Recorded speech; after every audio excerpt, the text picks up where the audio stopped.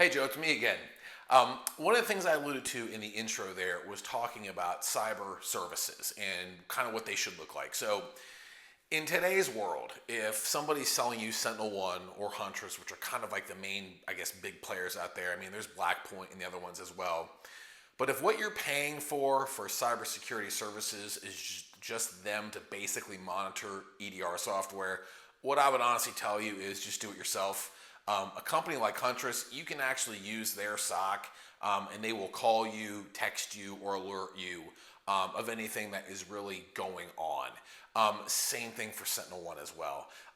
Even if you're using, some of like the Arctic Wolf type SIMs and things like that, if all an MSP is actually doing is sitting there and intercepting the messages, I don't really know that there's a value there to be actually paying someone to do it. So, two examples of something that we do that I think really separates us from our ilk is number one, human beings, and actually, just in the past 6 months, AI actually evaluates alerts that come in. And we have an entire what we call a RAG or RAG, which is basically kind of like a set of rules that AI uses to evaluate.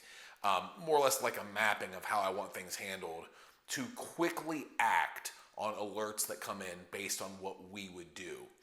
If it's daytime hours, right? So if our staff is on, the AI will basically kind of give us a best case scenario of what it thinks is going on, and then we'll update our guys immediately. If it's after hours, we basically have planned actions based on log feedback and message feedback, which will then act accordingly. So that's one example. Another example would be, you mentioned in your RFP, NIST framework NIST framework and things like that.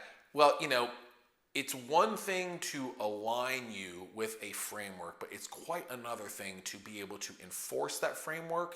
And in my case, be able to show a cybersecurity insurance provider or carrier, here's their framework, but more importantly, here's what we're doing to maintain it.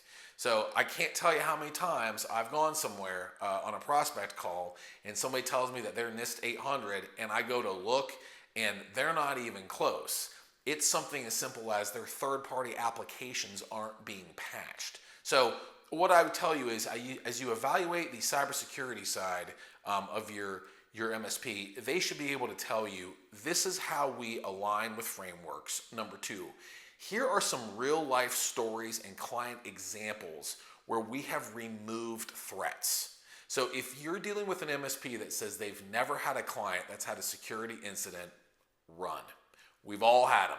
Doesn't mean that they've actually gotten anywhere, but we've all had them. And number three, what did they do outside of reselling products and services to secure your environment?